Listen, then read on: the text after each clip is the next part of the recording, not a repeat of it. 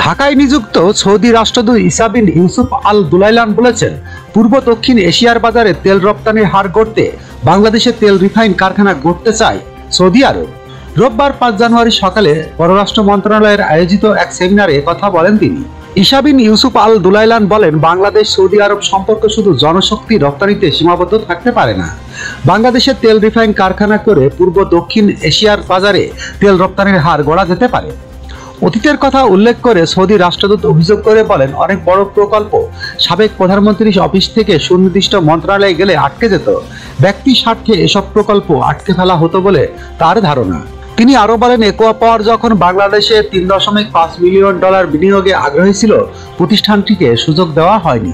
এ সময় সেমিনারে পররাষ্ট্র উপদেষ্টা তৌহিদ হোসেন বলেন, এতদিন বিনিয়োগ বান্ধব পরিবেশের কথা যতটা বলা হতো ততটা ছিল না, কিন্তু অন্তর্বর্তী সরকার বিদেশি বিনিয়োগকারীদের সঠিক পরিবেশ দিতে বদ্ধপরিকর। সব দেশের জন্য জনশক্তি প্রশিক্ষণ দিতে হবে আমাদের।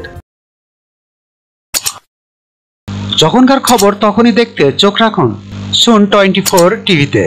চ্যানেলটি সাবস্ক্রাইব করুন।